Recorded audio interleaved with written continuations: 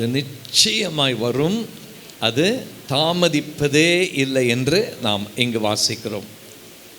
ஆங்கிலத்தில் வாசிக்கும் பொழுது in English it says, for the vision is yet for an appointed time, but at the end it will speak and it will not lie. Though it tarries, wait for it, because it will surely come and it will not tarry. ஆங்கிலத்தில் ரொம்ப ரொம்ப அதாவது அது வாசிங்க ரொம்ப it's very meaningful. தமிழில் கூட இது நமக்கு மிகவும் புரிந்து கொள்ளும் விதத்திலே இந்த தீர்க்க தரிசன வசனம் இங்கு எழுதப்பட்டிருக்கிறது.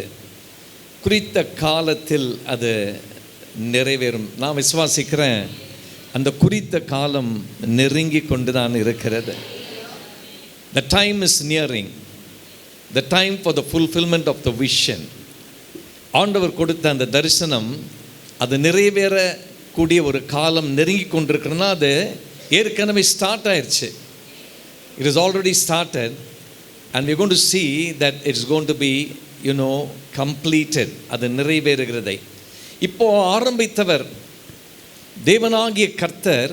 அவர்தான் பிரதான மெய்ப்பன்.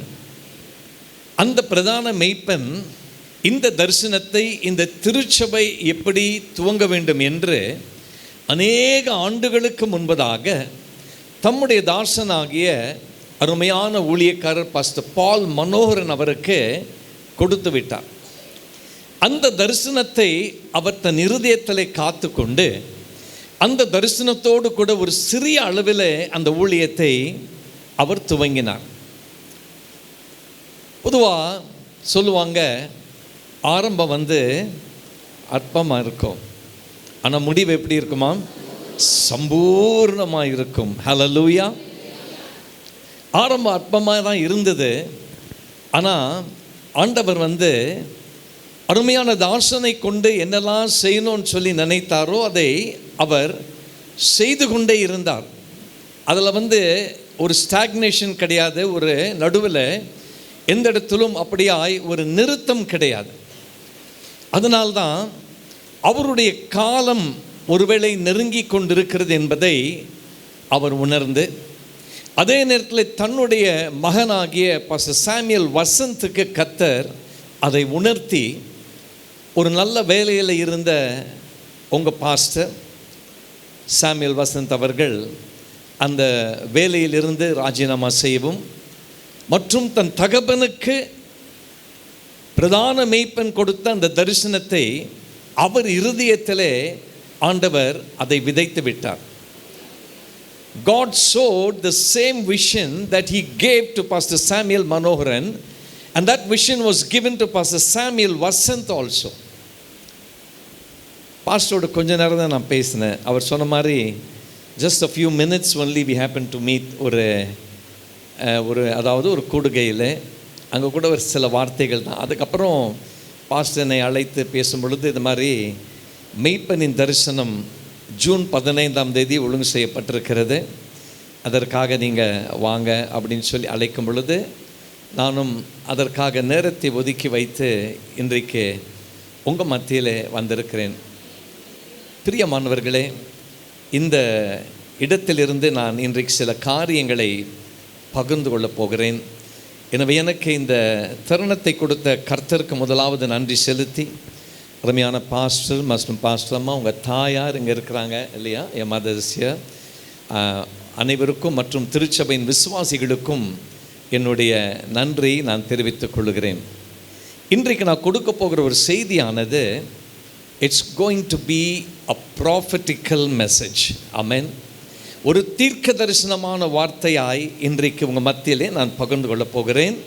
காரணம், இது நிச்சயமாய் நிறைவேறப் போகிறது. அப்போது இந்த செய்திக்கென்று ஒரு தலைப்பை நான் கொடுக்க விரும்புவது என்னவென்றால், காணாத பெரிய சந்திப்புகள் என்ற ஒரு தலைப்பிலே இன்றைக்கு நான் பேச இருக்கிறேன். காணாத, எப்படி சொல்லணும், பெரிய சந்திப்புகள். ஹல்லேலூயா. அன்சீன் கிரேட் என்கவுண்டர்ஸ் அப்படின்னு சொல்லி நம்ம பேசணும். Unseen great encounters.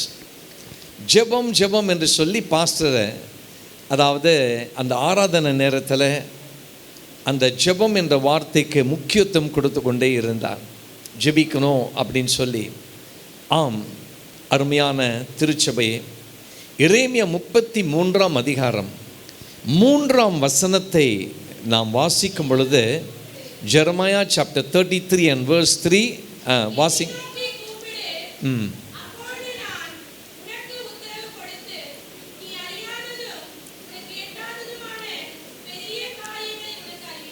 Hallelujah.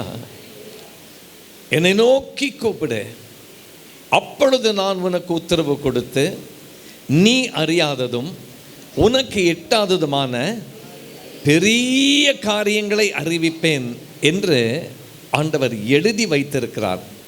God says, call unto me and I will answer you and I will show you great and mighty things which you do not know.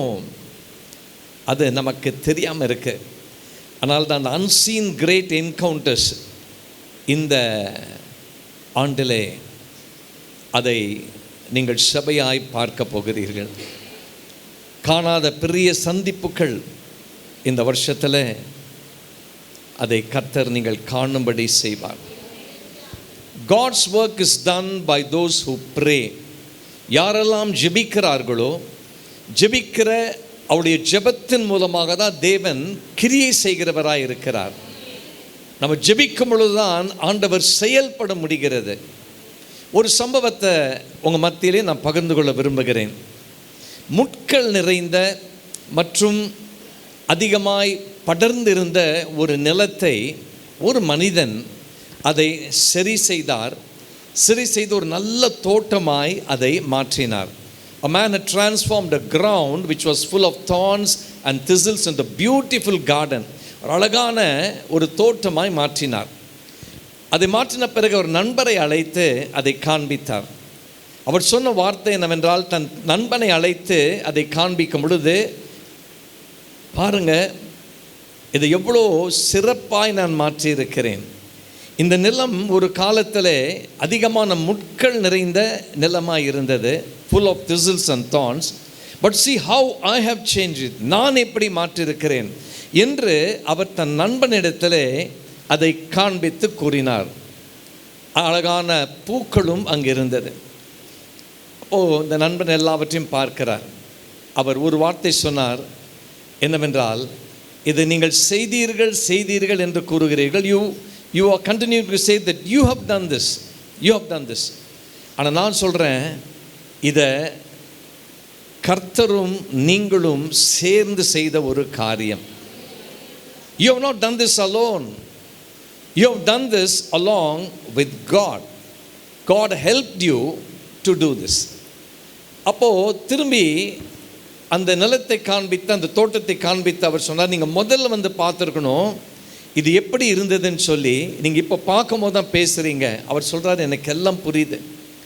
முதல்ல இருந்தே துவக்கத்திலிருந்து நீங்கள் எப்போ இந்த வேலையை துவங்கினீங்களோ அப்போவே ஆண்டவர் கர்த்தாதி கர்த்தர் உங்களோடு கூட இருந்து இதையெல்லாம் செய்யும்படி அவர் உங்களுக்கு துணையாய் இருந்தார்.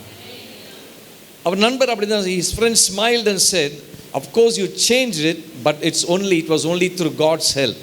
கர்த்தருடைய உதவியோடு தான் உங்களால் செய்ய முடிந்தது அப்படின்னு சொல்கிறார். இதை சொல்லுகிற நோக்கம் என்னவென்றால், இந்த சம்பவம் அருமையான திருச்சபையே, கூடி வந்திருக்கிற தேவ ஜனமே, ஒரு ஆவிக்குரிய சத்தியத்தை நமக்கு இந்த இரவு நேரத்தில் அது வெளிப்படுத்துகிறதா இருக்கிறது. It brings to our mind a spiritual truth that we are co-workers with God. நீங்களும் நானும் யார் தனித்து எந்த ஒரு காரியத்தை நாம் செய்யவே முடியாது.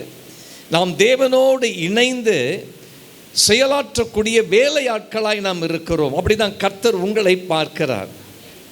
He says, and he looks at you tonight and he says, you are my co-worker. நீங்கள் என்னோடு கூட இணைந்து இந்த ஊழியத்திலே செயல்படுறீங்க. அப்படின்னா அந்த ஊழியத்தின் தரிசனத்தை ஆண்டவர் தம்முடைய தாசனுக்கு ஏற்கனவே கொடுத்து விட்டார், பாஸ்டர் பால் மனோகரன் அவருக்கு. அந்த தரிசனத்தை இன்றைக்கு அவருடைய அருமையான மகன் பாஸ்டர் சாமுவேல் வசந்த் அதை ஏற்றுக்கொண்டு குடும்பமாய் அவர் செய்து வருகிறார். இப்போது அவர் தனித்து எதுவுமே செய்ய முடியாது. நல்ல ஒரு உதாரணத்தை சொன்னார். ஒரு வீடு கட்டணுன்னா அந்த வீடு கட்ட ஒரு தனித்த ஒரு நபர் செய்ய முடியாது. அதற்கு பல காரியங்கள், பொருட்கள் தேவையாக இருக்கிறது. அதனால்தான் நீங்கள் எல்லாரும் இணைந்து இந்த தரிசனத்தில் ஒன்று கூடி நீங்கள் அப்படியே இந்த சபையை முன்னே எடுத்து செல்ல போகிறீர்கள். ஹல்லேலூயா. You're going to work together, but you're going to work with God. கர்த்தர் உங்களோடு கூட இருந்து அவர் நிச்சயமாய் உதவி செய்ய வல்லவராயிருக்கிறார். God has graciously chosen to give us the privilege of being His partners. நமக்கு ஆண்டவர் கொடுத்த ஒரு ஸ்லாக்கியம் என்னவென்றால், அவரோடு நாம் இணைந்து செயல்படுவதற்காக நம்மை இணைத்திருக்கிறார், நம்மை அழைத்திருக்கிறார், நம்மை தெரிந்தெடுத்திருக்கிறார். பல நேரத்தில் ஆண்டவர் என்னை தெரிந்து கொண்டார், ஆண்டவர் என்னை பிரித்தெடுத்தார் அப்படிலாம் சொல்ல முடியும். எதற்காக? அவரோடு இணைந்து தேவ ராஜ்யத்திற்காக இந்த பூமியிலே நாம் செயல்படுவ வேண்டும் என்பதற்காக தான். ஹல்லேலூயா. ஆம் பிரியமானவர்களே, through prayer we work with God. ஜெபத்தின் மூலமாய் நாம் கர்த்தரோடு கூட இணைந்து செயல்படுகிறோம். எனவே இது நம்ம ஒரு பெரிய ஒரு ஸ்லாக்கியமாய் கருத வேண்டும். அதனால தான் கர்த்தர் உங்களை இந்த சபையிலே வைத்திருக்கிறார். இப்போது நான் சில காரியங்களை உங்கள் மத்தியிலே பகிர்ந்து கொள்ள விரும்புகிறேன் கொடுக்கப்பட்ட இந்த நேரத்தில். That which was inaccessible thus far will be made accessible by God very soon. இதுவரை அடைய முடியாததை ஆண்டவர் வெகு விரைவிலே நீங்கள் அடையும்படி அதை மாற்றப் போகிறார். விசுவாசிக்கிற சத்தமா இல்லையா சொல்ல? எனக்கு தெரியும் பாஸ்டர் உன் குடும்பமாக இந்த ஊழியத்திற்காக, ஊழியத்தில் உங்கள் எல்லையை ஆண்டவர் விரிவாக்க வேண்டும் என்பதற்காக ஆண்டவர் இதை காட்டிலும் இன்னும் நல்ல ஒரு பெரிய இடம் கொடுக்கணும்னு சொல்லி அவர் ஜெபம் பண்ணிட்டு இருக்கிறார். எப்பவுமே அதுதான் ஒரு ஊழியக்காரருடைய வாஞ்சை, விருப்பம். இது நான் விசுவாசிக்கிற. ஏற்கனவே ஆண்டவர் அந்த தரிசனத்தை பாஸ்டர் பால் மனோனுக்கும் அவர் கொடுத்திருப்பார். சின்ன அளவில் தான் ஆரம்பித்தாங்க. ஆனால் இன்றைக்கி நல்லா வளர்ந்துருக்குற இங்கே பார்க்கும்போது உங்களுக்கு இடமே கிடையாது, உட்கார கூட இடம் கிடையாது இல்லையா? இது நிச்சயமாய் பெருக போகிறது. அதை நீங்கள் பார்க்க போகிறீங்க. எனவே நான் சொல்லுகிற காரியம் என்னவென்றால், ஆண்டவர் நீங்கள் அறியாததும் எட்டாததுமான பெரிய காரியங்களை காணும்படி அவர் செய்ய போகிறார். இதுவரை அடைய முடியாததை நீங்கள் வெகு விரைவிலே அடையக்கூடியதாய் கர்த்தர் மாற்றப் போகிறார். That was inaccessible. You would have thought, how can it happen? It is going to happen. அது கர்த்தர் முடிக்கப் போகிறார், கர்த்தர் நிறைவேற்றப் போகிறார். ஆனால்தான் அவரை நோக்கி நாம் கூப்பிடும் பொழுது இதெல்லாம் கட்டாயம் நிறைவேறப் போகிறது. பிரியமானவர்களே, 3 முக்கியமான குறிப்புகளை மாத்திரம் சொல்லி நான் கடந்து செல்ல இருக்கிறேன். இந்த நாளிலே நான் ஏற்கனவே சொன்னேன், இது ஒரு ப்ராபர்ட்டிக்கல் மெசேஜாக உங்களுக்கு கடந்து வருகிறது. ஹல்லேலூயா. ஒரு தீர்க்க தரிசனமான ஒரு செய்தியை நீங்கள் ஏற்றுக்கொள்ளலாம். ஏன்னா நிறைவேறப் போகிறது. அது is going to B fulfil. முதலாவது குறிப்பு, வெற்றிகரமான சந்திப்பு. வெற்றிகரமான சந்திப்பு, சக்ஸஸ்ஃபுல் என்கவுண்டர். நான் தான் சொன்னேன், unseen encounters you have not seen thus far. இது நீங்கள் ஒன்றுமே காணாத சந்திப்புகள், அதை நீங்கள் வெகு விரைவிலே காணப்போகிறீர்கள். Successful encounter. பிரியமானவர்களே, success is a project that is under construction and it will unfold as you begin your journey. ஒரு விசுவாச நம்முடைய அதாவது ஒரு பயணத்தை நம்மெல்லாம் துவங்கிவிட்டோம். இந்த விசுவாச பயணத்தை துவங்கி இருக்கிற நம்முடைய வாழ்க்கையிலே வெற்றி என்பது அது ஒரு கட்டுமானமாய் அது காணப்படுகிறது. அப்படின்னா இட்ஸ் அ ப்ராஜெக்ட், ஒரு கன்ஸ்ட்ரக்ஷன் துவங்கிவிட்டது, ஒரு கட்டக்கூடிய அப்படிப்பட்ட ஒரு காரியம் ஏற்கனவே ஆரம்பிக்கப்பட்டுவிட்டது. அது சீக்கிரமாய் வெளிப்பட போகிறது. ஆதியாகமம் 24ஆம் அதிகாரம் 12ஆம் வசனத்திற்கு நம்முடைய வேதாகமத்தை திருப்போம். வாசிங்க.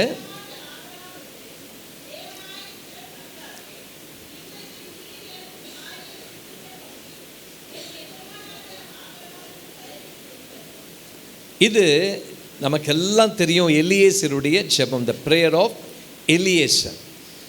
ஏன் எலியேசர் இப்படி ஜெபித்தார்? why did Eliezer pray in such a manner?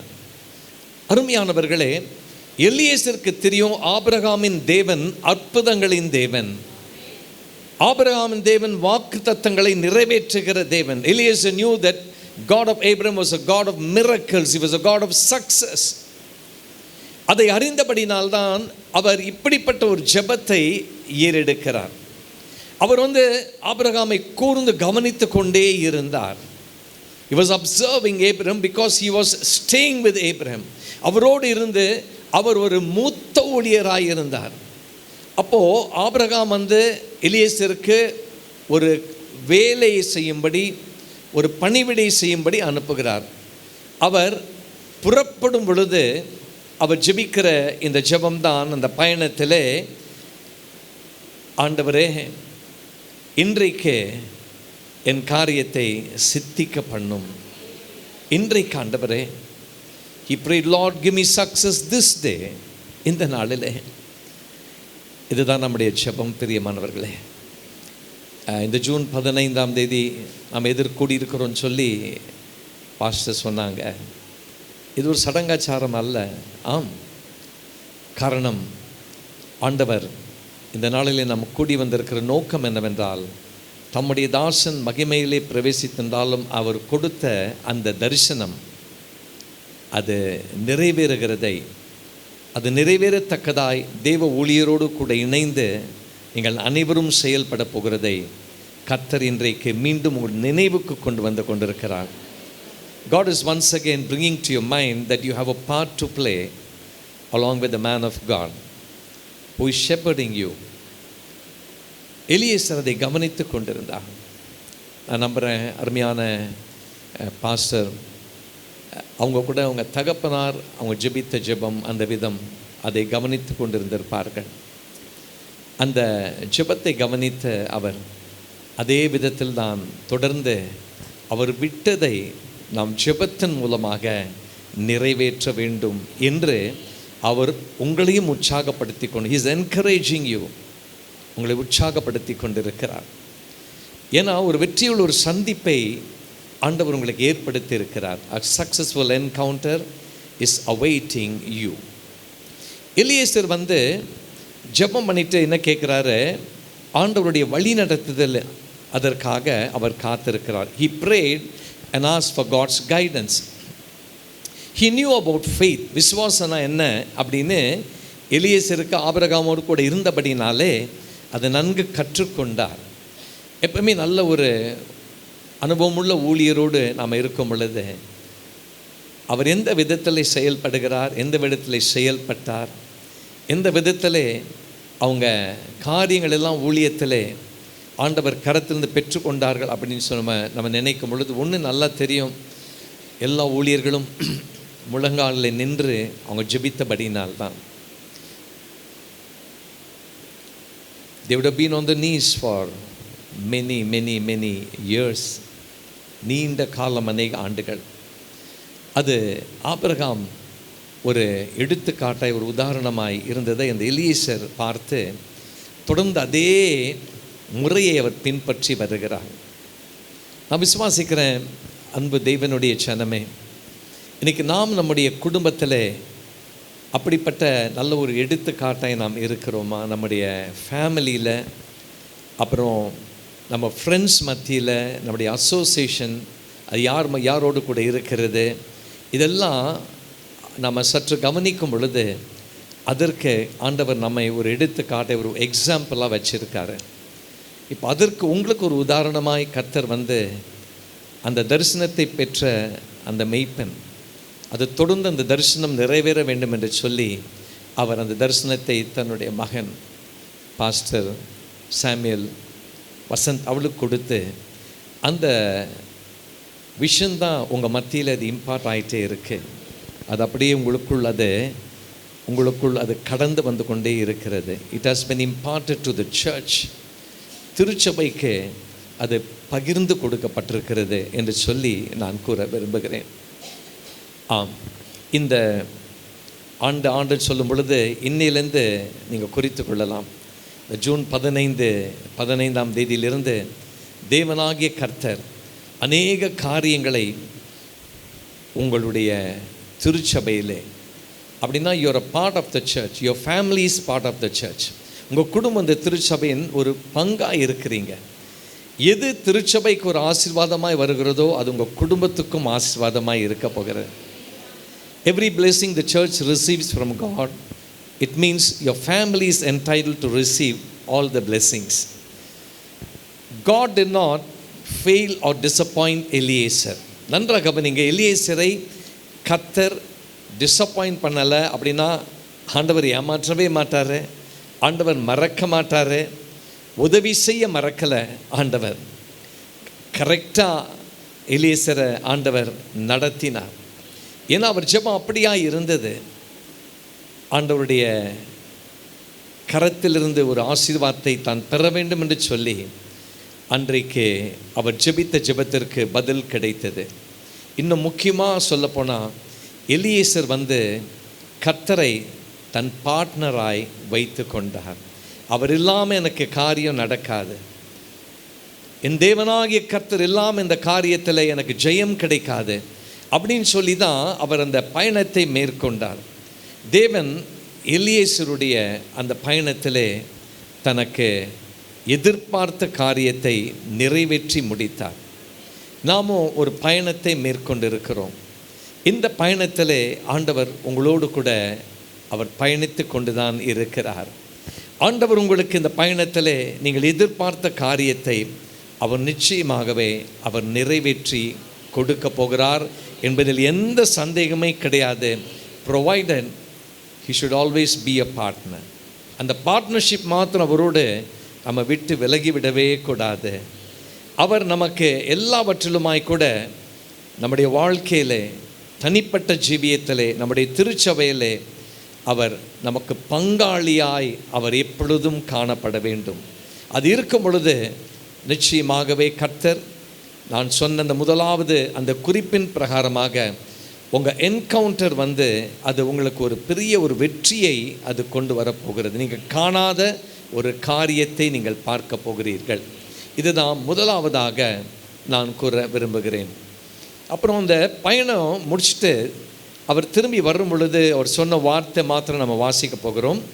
ஆதியாகமம் 24ஆம் அதிகாரம் 56ஆம் வசனத்திலே,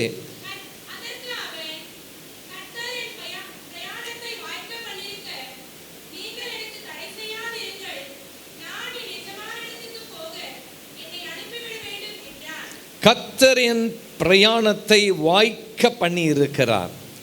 கர்த்தர் என் பிரயாணத்தை வாய்க்க பண்ணி இருக்கிறார். The Lord has granted success to my journey.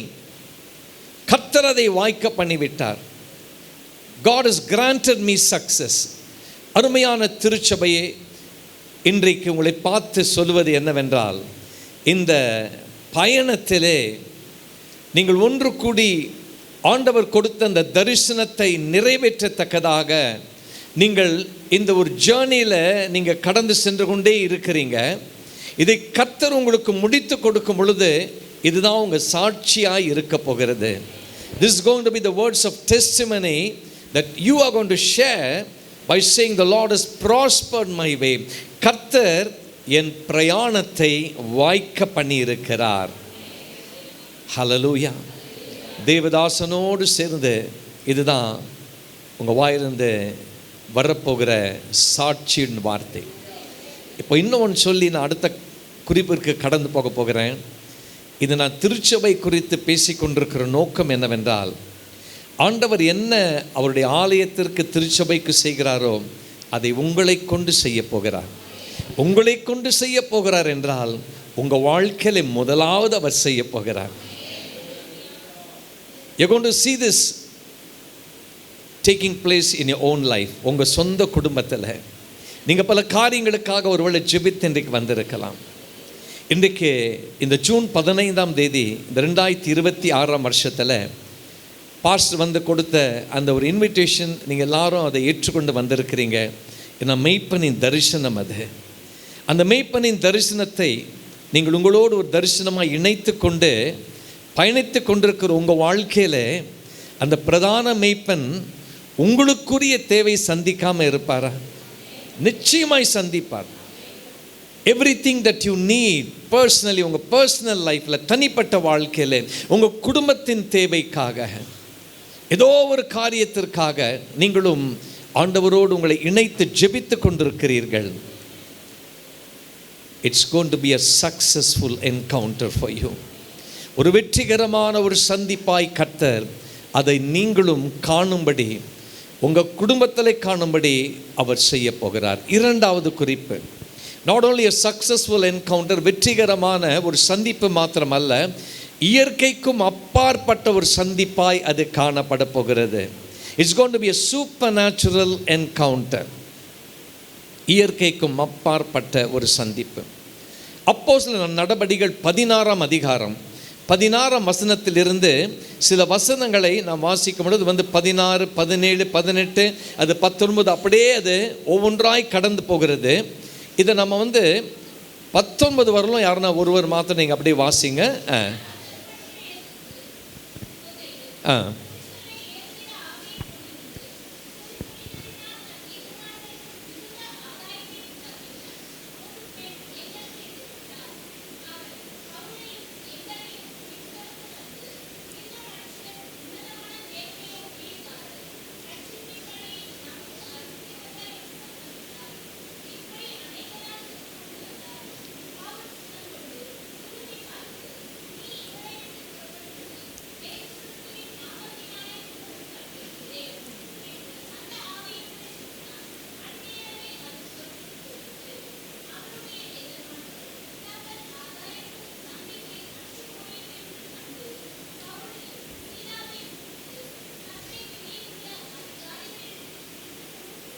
போதும். இந்த சம்பவம் நமக்கு எல்லாருக்குமே தெரியும். இதையே நம்ம வாசித்தோம் என்றால், இதில் தேவனுடைய ஊழியத்தை செய்யும்படி அழைக்கப்பட்ட பவுலும் சீலாவும் அவர்கள் கர்த்தருடைய ஊழியத்தை வெற்றிகரமாய் செய்து வந்தார்கள். அங்கு ஒரு விடுதலையின் ஊழியம் கூட நாம் நடந்ததை இங்கு வாசிக்கிறோம். It was a deliverance ministry. அந்த விடுதலையின் ஊழியம் அங்கு நடைபெற்றது நிமித்தமாய், பொதுவாக எப்பவுமே நாம் ஜெபத்தோடு ஒரு காரியத்தை செய்யும் பொழுது கர்த்தர் நமக்கு அதில் வெற்றியை கொடுப்பார், நமக்கு பதிலை கொடுப்பார். அதற்குரிய ஒரு காரியம் நாம் உடனே பார்க்க முடியும். அதுதான் அங்கே நடந்தது. அப்போது ஒரு அதாவது ஒரு ஸ்திரீ, ஒரு பெண் அவள் மற்றவளால் பயன்படுத்தப்பட்டு அவங்க ஆதாயத்திற்காக சில காரியங்களை அவள் வேறு ஆவி நிமித்தமாய் அவள் செய்து கொண்டு இருந்தாள். அப்போது பவுல் அதை கண்டு கடிந்து கொள்ளுகிறார்.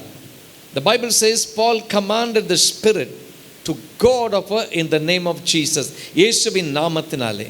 இது கடந்து சென்று விட்ட பிறகு அந்த எஜமான்கள் இந்த பெண்ணை வைத்து என்னெல்லாம் சம்பாதித்தாங்களோ அந்த காரியத்தை அவங்களால செய்ய முடியல. அவங்களுக்கு ரொம்ப இவங்க மேலே கோபம் விடுகிறது.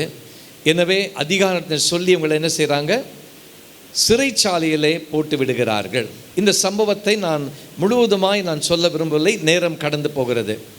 அந்த ஒரு கட்டளை பெற்ற பிறகு இவங்க சிறைச்சாலையிலே அடைக்கப்படுகிறார்கள். இங்கே வேதம் சொல்லுகிறது,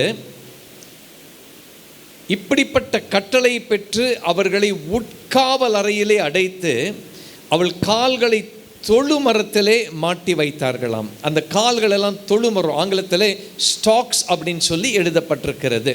இந்த தொழுமரம் என்று சொன்னால் கால் அது விலங்கிடப்படுமா, செயின் போட்டு அந்த லெக்ஸ் என்ன பண்ணிடுவாங்க, அப்படி லாக் பண்ணிடுவாங்க. எப்படின்னா அது மர சட்டங்கள் அதற்கு நடுவிலே அவங்க கால்களை வைத்து அதை இணைத்து பூட்டி விடுவார்கள். இப்படிப்பட்ட சூழ்நிலையிலே ஒரு நாள் இரவு, one night நடந்த சம்பவம் இதுதான். During such a situation, during midnight it happened. இவங்க அப்படிப்பட்ட சூழ்நிலையிலும் அங்கே ஜெபம் பண்ணி ஆண்டவரை துதிக்க ஆரம்பிக்கிறார்கள். எந்த விதமான ஒரு ஊழியத்தின் பாதையிலே நாம் வெற்றிகரமாய் செய்யும் பொழுது 25ஆம் அதிகாரத்தில் அப்போஸ்தலர் நடபடிகள் 16:25 verse 25ல இது பாருங்க, ஆங்கிலத்தில் சடன்லின்னு ஒரு வார்த்தை, தமிழில் வாசம் சடுதியிலே சிறைச்சாலையின் அஸ்திபாரங்கள் அசையும்படியாக பூமி மிகவும் அதிர்ந்தது. உடனே கதவுகள் எல்லாம் திறவுண்டது, எல்லாருடைய கட்டுகளும் கழன்று போயிற்று, சிறை கதவுகள் திறந்தன என்று 25ஆம் வசனத்திலே வாசிக்கிறோம். In English it says, suddenly there was a great earthquake, so that the foundation of the prison was shaken, and immediately all the doors were opened and everyone's chains were loosed. The prison doors sprang open. இது ஒவ்வொரு வார்த்தை கவனிக்கும் பொழுது கர்த்தர் தம்முடைய பிள்ளைகளின் வாழ்க்கையிலே எப்படி செயல்படுகிறார். இது ஒரு வித்தியாசமான விதத்திலே இந்த சம்பவம் நடந்தது. சிறைச்சாலையிலே நடந்தது, பூட்டப்பட்ட சிறை கதவுகள் நடுவிலே நடந்தது. சங்கிலியினால் அவர்கள் கால்கள், அவங்க அந்த ஷாக்கிள்ஸ் அப்படின்னு சொல்லுவாங்க, அப்படி கட்டப்படுது. ரோன் செயின் மாத்திரம் கிடையாது, அதன் மேலே கீழே பலகைகளை வைத்து நடுவிலே காலை வைத்து கட்டி வைத்திருந்தார்கள்.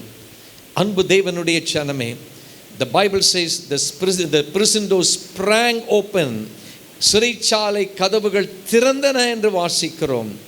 இதுதான் சூப்பர் நேச்சுரல் என்கவுண்டர். உங்கள் ஊழியத்தின் பாதையிலுமாய் கூட எப்படிப்பட்ட எதிர்ப்புகள், எப்படிப்பட்ட உபத்திரவங்கள். அருமையான ஒரு வசனத்தை பாஸ்டர் நம்மளை வாசித்தாரு. அது அவங்க தகப்பனாருக்கு ஆண்டவர் கொடுத்த ஒரு வசனம் இல்லையா? சங்கீதம் 86 அதில் சத்துருக்கள்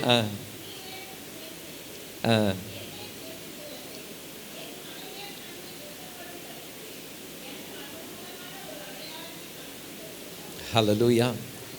பகைஞர்கள், சத்துருக்கள் தெய்வ பிள்ளைகளுக்கு விரோதமாக எழும்பும் பொழுது கர்த்தர் பார்த்து அமைதியாக இருக்கவே மாட்டார். God will not keep silent, He will not keep quiet when His children are being opposed by Satan. தெய்வ ஜனமே, இந்த இரவு நேரத்தில் இந்த 2வது குறிப்பை சொல்லும் பொழுது எப்படிப்பட்ட ஒரு பிரச்சனையின் மத்தியிலே, எப்படிப்பட்ட ஒரு போராட்டத்தின் மத்தியிலே, ஒரு சிறைச்சாலையின் அனுபவத்தை போல ஒருவேளை காணப்பட்டாலும் கூட அதை தேவனாகிய கர்த்தர் உங்கள் வாழ்க்கையிலே குறுக்கிட்டு அந்த கதவுகள் எல்லாம் திறக்கப்படும்படி அவர் செய்ய போகிறார். அதான் சூப்பர் நேச்சுரலாக நடக்க போகுது. இயற்கைக்கும் அப்பாற்பட்ட விதத்திலே நடக்க போகிறது. இது எப்படின்னா சடன்லி, தமிழிலே சடுதியிலே. ஏன்னா நம்மளாம் ஜெபம் பண்ணிட்டு இருக்கிறீங்க, யூ பீன் பிரேயிங். இந்த ஜெபம் இப்போ மாத்திரம் இல்லை, இது அநேக ஆண்டுகளாய் இந்த ஜெபம் தொடர்ந்து தொடர்ந்து தொடர்ந்து அது ஏறெடுக்கப்பட்டு கொண்டே இருக்கிறது. ஒன்றும் நடக்கலையே நினைக்காதீங்க, சடுதியிலே நடக்க போகிறது, சடுதியிலே நடக்க போகிறது. Suddenly something is going to take place. அது எங்கேருந்து வந்ததுன்னு தெரில. அங்கே வேதத்தில் வாசிக்கும் பொழுது அஸ்திபாரங்களாம் அசைந்ததாம். ஆங்கிலத்தில் எர்த் குவேக்குன்னு எழுதப்பட்டிருக்கிறது. எப்படி அது? ஜெபித்தபடியினாலே, ஆண்டவரை துதித்தபடியினாலே. இன்னும் அதிகமாய் நாம் ஜெபிப்போம், அதிகமாய் கர்த்தரை நாம் துதிப்போம். இன்றைக்கு எதெல்லாம் ஊழியத்திற்கு தடையாய் இருக்கிறது, அத்தனை தடைகளையும் கர்த்தர் சடுதியிலே அவர் முற்றிலும் முழுவதுமாய் அதை அகற்றி போட வல்லவராயிருக்கிறார். அதை நீக்கி போடுவது மாத்திரம் அல்ல, உங்களுக்கு கதவுகளும் திறக்கப்படும். ஹல்லேலூயா. Doors are going to spring open for you. அது எப்படி கர்த்தர் செய்ய போகிறார், அதுதான் நீங்கள் உங்கள் ஊழியத்தின் பாதையிலே நீங்கள் பார்க்க போகிறீர்கள். You're going to experience, you're going to see it with your own eyes. இது அது மாத்திரமல்ல, திரும்பி நான் வரேன், உங்கள் ஃபேமிலியில், உங்கள் குடும்பத்தில் எங்கெல்லாம் சில ஆசீர்வாதங்கள் கிடைக்காமல் இருக்கிறது, ஆசீர்வாதத்துக்கு தடை இருக்கிறது, நீங்கள் ஜெபம் பண்ணிட்டு இருக்கிறீங்க, இந்த காரியம் குடும்பத்தில் நடக்கணும், யாரோ ஒரு ரட்சிக்கப்படணும், அவங்க ரட்சிக்கப்படாமல் இருக்கிறாங்க. உங்கள் பிள்ளைகளுக்கு திருமணம் நடக்கணும், உங்கள் பிள்ளைகளுக்கு திருமணமாய் பிள்ளை இல்லையா, உங்கள் பிள்ளைகள் கர்ப்பத்தின் கனி கொடுக்கணும் கர்த்தர். இன்னும் வேலை கிடைக்கல, படித்து வேலைக்காக பிரயாசப்பட்டு கொண்டிருக்கிறீங்க. உங்கள் தொழில் ஏதோ ஒரு காரியம் உங்களால் முன்னேற முடியல, அருமையான திருச்சபையே, மீண்டும் சொல்கிறேன், உங்களுக்கு இந்த நாளின் இரவு நேரத்தில் சடிதிலே ஒரு காரியம் உங்கள் வாழ்க்கையிலே, உங்கள் குடும்பத்தில் அது நிச்சயமாய் நடக்க போகிறது. அதை கர்த்தர் செய்வேன் என்று சொல்லி இந்த இரவு அதை உறுதிப்படுத்துகிறார். ஹல்லேலூயா. அது எப்படி அசைப்பாரோ, எப்படி கர்த்தர் ஷேக் பண்ணுவாரோ நமக்கு தெரியாது, ஆனால் கட்டாயம் அவர் செய்வார். வேதத்தை வாசிக்கும் பொழுது ஏதோ ஒரு கதவு உங்களுக்கு திறக்கப்பட போகிறது. Some door is going to spring open for you. ஓப்பனா திடீரென்று ஸ்ப்ரிங் ஓப்பன்னா எப்படி அது அப்படியே திடீரென்று சொல்லி அது திறக்கப்படும். இன்ஸ்டன்ட்லி, அப்படி மெதுவாக கிடையாது, ஸ்லோவாக இல்லை, அது உடனடியாய் திறக்கப்பட போகிறது. ஒரு காரியம் நிச்சயமாய் கர்த்தர் இந்த செய்தியின் மூலமாய் அருமையான மெய்ப்பனுக்கு அவர் கொடுத்த அந்த தரிசனம் இன்றைக்கு அருமையான தேவதாசன் அவருக்கு ஆண்டவர் கொடுத்ததை அவங்களோடு எப்பெல்லாம் பகிர்ந்து கொண்டிருக்கிறாரோ, அந்த தரிசனத்திற்கு ஏற்ற விதத்தில் கர்த்தர் உங்களுக்கு இயற்கைக்கு அப்பாற்பட்ட ஒரு காரியத்தை ஊழியத்திலே செய்ய போகிறார். உங்கள் சொந்த குடும்பங்களிலே செய்ய போகிறார். தனிப்பட்ட வாழ்க்கையிலையும் செய்ய போகிறார். You're going to see changes. எப்போவுமே திருச்சபையில் சொல்லுவது உண்டு, நம்மெல்லாம் வரும், குடும்பமாக வரணும்னு நமக்கு எல்லாருக்கும் விருப்பம் இல்லையா? ஃபேமிலி எல்லா நேரத்தில் குடும்பத்தில் சில பேர் நம்மோட வரமாட்டாங்க, நீங்கள் போங்க அப்படின்னு சொல்லிடுவாங்க. நமக்கு அன்பு சகோதரிமார்களோ சகோதரர்களுக்கு அது ரொம்ப பாரமாக இருக்கும். அவங்களும் வந்தால் நல்லா இருக்குமே. சீக்கிரமாக அவங்களோட அவங்க வரதை நீங்கள் பார்க்க போகிறீங்க. அவங்களெல்லாம் கட்டியிருக்கிற எப்படிப்பட்ட காரியமாக இருந்தாலும் அது கலந்து விழப்போகிறது. உங்கள் வீட்டிலே ரட்சிப்பின் கம்பீர சத்தம் சீக்கிரமாய் தொனிக்கப் போகிறது. அதை நீங்கள் பார்க்க போகிறீர்கள். சூப்பர் நேச்சுரலாக கர்த்தர் அவர் செய்வேன் என்று சொல்லி இந்த இரண்டாவது குறிப்பை அவர்களோடு கூட அவர் பேசி கொண்டிருக்கிறார். பிரியமானவர்களே, தொடர்ந்து நான் அடுத்த குறிப்பிற்கு போகும் பொழுது இன்னும் ஒரே ஒரு சம்பவத்தை மாத்திரம் சொல்லி நான் முடிக்கிறேன். இப்போது அந்த சிறைச்சாலை பூட்டப்பட்டது. அதோடைய கீ சாவி அந்த ஜெயிலர்கிட்ட தான் இருந்தது. அவர் திறந்தால் தான் அந்த சிறைச்சாலை கதவு திறக்க முடியும். அவர் அந்த பவுல் சீலா காலில் போட்டு மூடப்பட்ட அதாவது அந்த செயின்ஸ் அதெல்லாம் அவர் கரத்தில் தான், அதுக்குரிய ஒரு பூட்டம் இருந்தது, சாவியும் இருந்தது, எல்லாம் அவர் கரத்தில் தான் இருந்தது. ஆனால் பவுலும் சீலாவும் கரத்தில் இருந்தது அதை காட்டிலும் ஒரு சிறந்த ஒரு சாவியாக இருந்தது. பவர்ஃபுல் கீ அவங்ககிட்ட இருந்தது. அந்த கீயை ஜெயிலர் யூஸ் பண்ணி திறக்கணும்னு கிடையாது. ஜெபம் என்னும் சாவி, ஜெபம் என்னும் திறவுகோல் இவங்ககிட்ட இருந்தபடியினாலே அதை பயன்படுத்தினாங்க. அதை பயன்படுத்தும் பொழுதுதான் இயற்கைக்கும் அப்பாற்பட்ட ஒரு என்கவுண்டர், ஒரு காரியம் அங்கே நடந்தது. அது நிச்சயமாக உங்கள் லைஃப்பில் அது நடக்க போகிறது. அதை நான் கூற விரும்புகிறேன், அதை உறுதிப்படுத்த நான் விரும்புகிறேன். ஆண்டவர் சொல்கிறார் 91 சங்கீதம் 15 வசனத்தில், Psalm 91:15, அவன் என்னை நோக்கி கூப்பிடுவான், நான் அவனுக்கு உத்தரவு கொடுத்து, நான் அவனுக்கு மறு உத்தரவு கொடுத்து, ஹல்லேலூயா, மறு உத்தரவு கொடுத்து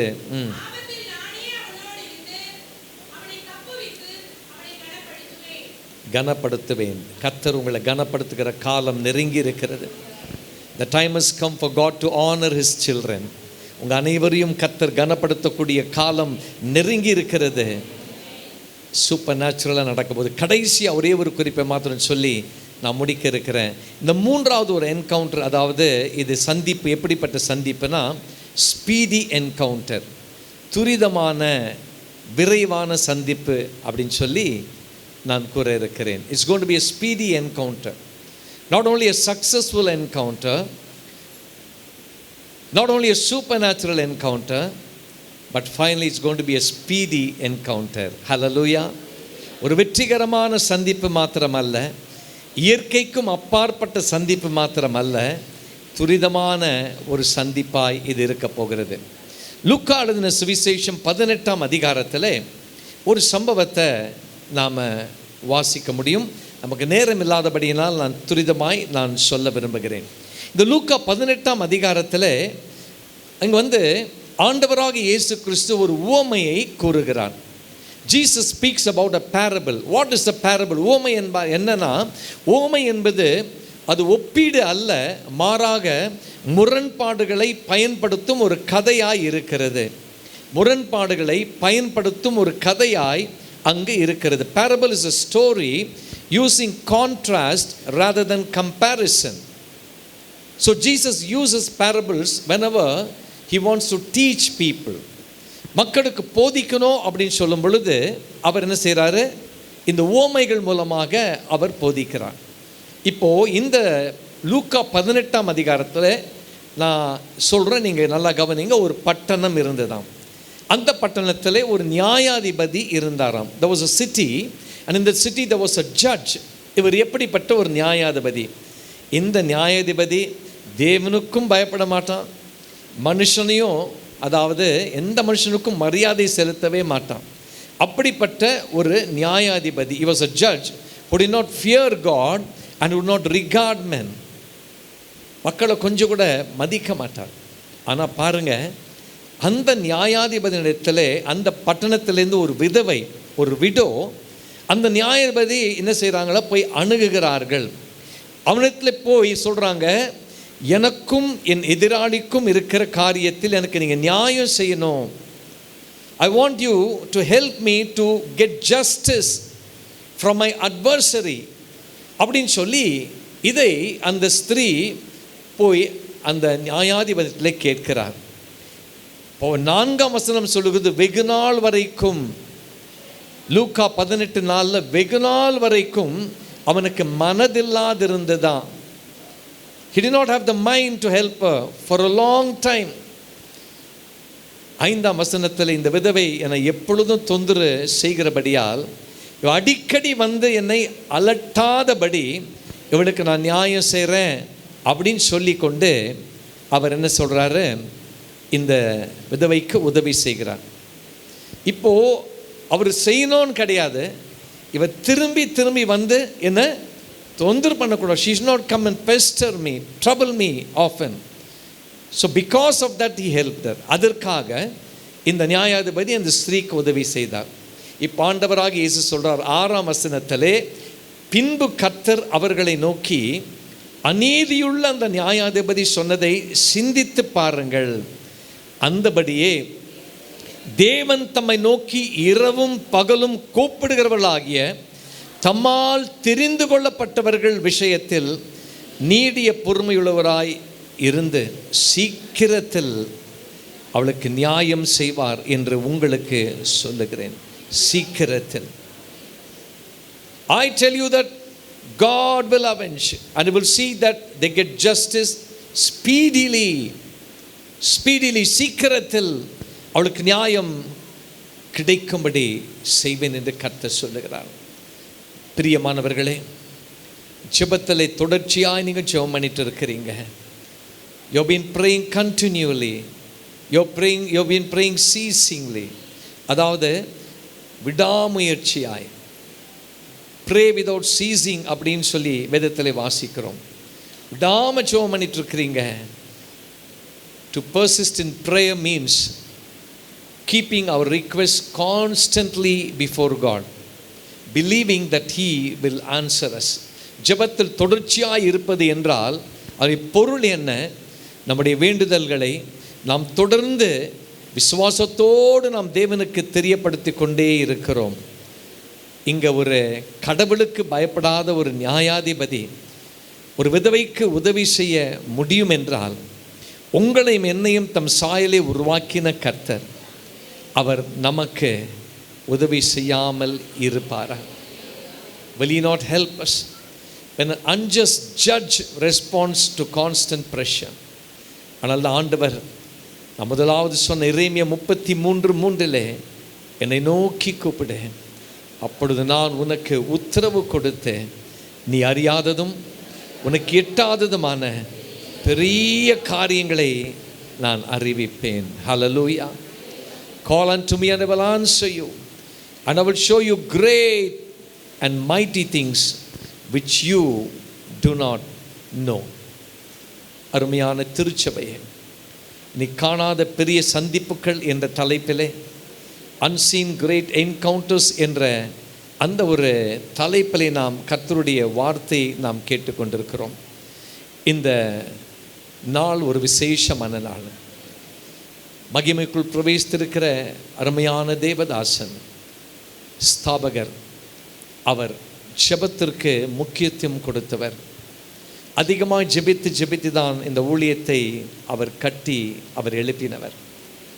அதே ஜெப ஆவியானது அது தொடர்ந்து தன்னுடைய குடும்பத்திலே அப்படியே தன்னுடைய மகன் பாஸ்டர் சாமுவேல் வசந்துக்குள்ளாக அது கடந்து வந்து அதே விதமான ஒரு ஜெப ஆவியானது உங்கள் ஒவ்வொருவருடைய இருதயத்திலே அது காணப்பட வேண்டும் என்று அதை பலமுறை அவர் உங்களுக்கு முன்பதாய் நின்று அதை என்ன செய்கிறாரு, உங்களை என்கரேஜ் பண்ணிகிட்டே இருக்கிறாரு, உங்களை உற்சாகப்படுத்தி கொண்டிருக்கிறார். நம்ம விட்டுவிடக்கூடாது, ஜெபத்தை விட்டுவிடவே கூடாது. எப்படி தொடர்ச்சியாய் அந்த ஸ்திரீ போய் அந்த நியாயாதிபதி அணுகி, அப்போது நமக்கு ஆண்டவர் சொன்ன வார்த்தை, என்னை நோக்கி கூப்பிடு, கால் unto me and I will answer you, நான் உனக்கு உத்தரவு கொடுப்பேன் என்று சொல்லியிருக்கிறார். நாம் செய்யும் பொழுது துரிதமாய் தேவ சந்திப்பை, அவருடைய என்கவுண்டரை நீங்கள் எதிர்பாருங்க. when you pray you will encounter God's presence. அந்த என்கவுண்டர் எப்படி இருக்கும்னா ஸ்பீடி என்கவுண்டராக இருக்கும், துரிதமான ஒரு சந்திப்பாய் அது இருக்கும்.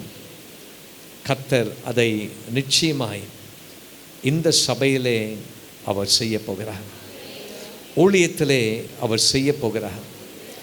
ஆண்டவர் அன்றைக்கு சொன்னார், ஒரு அநீதியுள்ள அந்த நியாயாதிபதியே செய்ய முடியும்னா இரவும் பகலும் என்னுடைய சனம் அவங்க நோக்கி கூப்பிடும் பொழுது எப்படி நான் கேட்காம இருப்பேன், எப்படி பதில் கொடுக்காம இருப்பேன். எனவே மெய்ப்பனின் தரிசனத்தை கர்த்தர் அறிந்தவர். காரணம் அவர் பிரதான மெய்ப்பன். அந்த தரிசனத்தை ஆண்டவர் இந்த திருச்சபையின் ஸ்தாபனருக்கு, இந்த திருச்சபை ஸ்தாபித்த தம்முடைய தாசனுக்கு அவர் கொடுத்தது மாத்திரமல்ல, அது அப்படியே தொடர்ந்து கொண்டு வந்து கொண்டே இருக்கிறது. The vision is continuing. அந்த தரிசனம் தொடர்ந்து வந்து கொண்டே இருக்கிறது. அந்த தரிசனம் சீக்கிரமாய் நிறைவேறப் போகிறது. மீண்டும் அந்த வசனத்தை நான் வாசித்து நான் முடிக்க இருக்கிறேன். ஆண்டவர் வந்து கொடுத்த அந்த வார்த்தையானது, அவர் சொன்ன அந்த வார்த்தை, அந்த வசனமானது, அது சீக்கிரமாய் வெகு விரைவிலே அது நிறைவேறத்தக்கதாய் கர்த்தர் காரியங்களை அவர் நிச்சயமாகவே அவர் நிறைவேற்றி அதை நமக்கு அது முடித்து கொடுக்க வல்லவராக இருக்கிறார் என்பதை நாம் அறிந்திருக்கிறோம். அருமையான தேவனுடைய ஜனமே, கர்த்தர் என்ன சொன்னார், அவரை எந்த விதத்திலே கர்த்தர் அதை நிறைவேற்றி முடிக்க அவர் வல்லவராய் இருக்கிறார் என்று சொல்லி நாம் பார்க்கும் பொழுது, நம்முடைய பரிசுத்த வேதாகமத்திலுமாய் கூட ஆண்டவர் சொன்ன அந்த வார்த்தையானது அது வெறு விரைவிலே அது நிறைவேறப் போகிறது. அது பாடலாய் நாம் பாடினோம். பாடப்பட்ட அந்த பாடலின் அந்த வசனத்தை ஒருவர் நீங்கள் சத்தமாக நீங்கள் வாசிங்க. குறித்த காலத்திற்கு தரிசனம் இன்னும் வைக்கப்பட்டிருக்கிறது, முடிவிலே அது விளங்கும், அது பொய் சொல்லாது, அது தாமதித்தாலும் அதற்கு காத்திரு, அது நிச்சயமாய் வரும், அது தாமதிப்பது இல்லை, அது நிச்சயமாய் வரும். It will surely come. The vision has already been given. The vision has been imparted. The vision has been imparted, which means the vision is going to be fulfilled. அது நிச்சயமாய் அது வரும் என்று சொல்லி நாம் இங்கு பார்க்கிறோம். தாமதிப்பது கிடையாது. many times நம்ம ஒரு டிலே, ஏதோ தாமதமாகிறது அப்படின்னு நம்ம நினைக்கும் பொழுது, பொதுவாக நான் சொல்லுகிற ஒரு காரியம் என்னவென்றால், God's delays are not God's denial. Amen. ஒரு காரியம் டிலே ஆகுதுன்னா கர்த்தர் முடியாது என்று சொல்வதற்கல்ல, அதை காட்டிலும் சிறந்ததை கொடுப்பதற்காக. இந்த செய்தியின் முடிவிலே நான் மீண்டும் சொல்ல விரும்புவது என்னவென்றால், ஒரு காரியத்தை ஆண்டவர் இந்த திருச்சபையிலே அவர் செய்வேன் என்று உறுதிப்படுத்தி விட்டார். ஆண்டவர் சொன்ன அந்த காரியம் அது எந்த விதத்திலே நிறைவேறும் என்று சொல்லி பார்க்கும் பொழுது, அது காணாத ஒரு பெரிய ஒரு சந்திப்பாய் இருக்க போகிறது. அதுதான் unseen. You have not seen this far. It's unseen, but it's going to be great. காணாத ஒரு பெரிய ஒரு சந்திப்பாய் இருக்க போகிறது. அது திருச்சபைக்குரியதாய் இருக்கிறது, உங்கள் குடும்பத்திற்குரியதாய் இருக்கிறது. ஒவ்வொரு விசுவாசியின் வாழ்க்கையில் தனிப்பட்ட விதத்திலே அதை ஆண்டவர் உங்களுக்கு கொடுத்ததை நிறைவேற்றி முடிக்க வல்லவராய் இருக்கிறார். நான் 3 முக்கியமான குறிப்புகளை மாத்திரம் சொல்லி முடித்திருக்கிறேன். அது என்ன அப்படின்னா, முதலாவது சொன்ன சக்ஸஸ்ஃபுல் என்கவுண்டர், அதை நீங்கள் பார்க்க போகிறீங்க. வெற்றிகரமான சந்திப்பு உங்களுக்கு காத்து கொண்டு இருக்கிறது.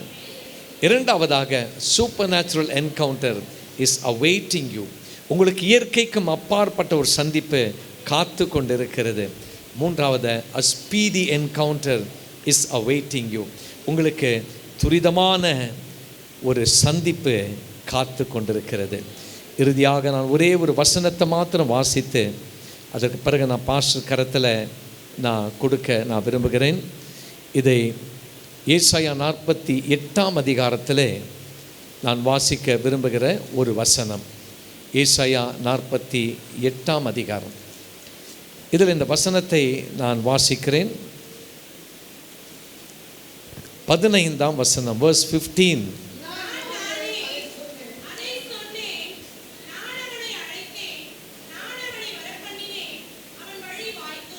ஹல்லேலூயா. பாஸ்டர் தனிப்பட்ட விதத்தில் உங்களுக்கு இந்த வசனத்தை இன்றைக்கு முடிவில் நான் ஒரு வாக்குத்தத்தமாய் கொடுக்க விரும்புகிறேன். I want to give this as a promise to you and for your family. நானே அதை சொன்னேன். நான் அவனை அழைத்தேன், நான் அவனை வரப்பண்ணினேன், அவன் வழி வாய்க்கும் என்று இங்கு கர்த்தர் கூறுகிறார். Even I have spoken, yes, I have called him, I have brought him, and his way will prosper. இதை கர்த்தர் தனிப்பட்ட விதத்திலே அருமையான பாஸ்டருக்கு கொடுக்கிற ஒரு வார்த்தையாக இருக்கிறது. நீங்கள் உலக பிரகாரமான ஒரு வேலையில் இருந்தீங்க, உண்மைதான். எவ்வளோ கை நிறைய நீங்கள் ஊதியம் சம்பாதித்தீங்க, உண்மைதான். உங்களுக்கு பலவிதமான பிளான்ஸ் இருந்தது, உண்மைதான். ஆனால் பூமியை பார்க்கிலும் வானம் எப்படி உயர்ந்து இருக்கிறதோ, நம்ம நினைவுகளை பார்க்கலும், அதாவது கர்த்தருடைய நினைவு அது மிகவும் உயர்ந்திருக்கிறதாக இருக்கிறது. உங்கள் வழிகளை பார்க்கலும் கர்த்தருடைய வழிகள் அது மிகவும் உயர்ந்திருக்கிறது. அந்த உயர்ந்த வழியிலே கர்த்தர் நீங்கள் இந்த ஊழியத்தை தொடர்ந்து செய்யத்தக்கதாக உங்களை அழைத்திருக்கிறார், உங்கள் குடும்பத்தை அழைத்திருக்கிறார். நான் பேசின இந்த வார்த்தையானது எல்லாரையும் பார்த்து சொன்னேன், உங்கள் ஃபேமிலிஸ்க்கெலாம் பிளெஸ்ஸிங்கன்னு. ஆனால் உங்கள் குடும்பத்தில் அந்த ஆசீர்வாதத்தை நீங்கள் பார்க்க போகிறீங்க. உங்கள் ஃபேமிலியில் ஒரு பெரிய ஒரு ஆசீர்வாதத்தை நீங்கள் பார்க்க போகிறீங்க. உங்கள் சர்ச்சில் இருக்க ஒவ்வொரு மெம்பர்ஸ் ஃபேமிலிஸ்லேயும் நீங்கள் பார்க்க போகிறீங்க. இந்த ஊழியத்தில் ஒரு பெரிய அளவில் ஆண்டவர் விசேஷமாக இந்த 2026 ஆண்டு இந்த ஜூன் 15 நம்ம கூடியிருக்கிற நோக்கத்தை அறிந்திருக்கிறபடினாலே ஆண்டவர் சொன்ன, அதாவது ஒரு வித்தியாசமான விதத்தில் அவர் அந்த என்கவுண்டர் உங்கள் தனிப்பட்ட வாழ்க்கையில் ஒவ்வொருடைய வாழ்க்கையிலும் அதை இன்றைக்கே அதை துவங்கிவிட்டார் என்று நான் விசுவாசிக்கிறேன். கர்த்தர் உங்களை ஆசீர்வதிப்பாராக. மற்றும் தொடர்ந்து பாஸ்டருக்காக, பாஸ்டர் ஃபேமிலி, சர்ச்சுக்காக தொடர்ந்து நான் ஜெபித்துக் கொள்வேன் என்பதை கூறி நான் விடை பெறுகிறேன். God bless you. கர்த்தர் உங்களை அனைவரையும் ஆசீர்வதிப்பாராக. ஆமென்.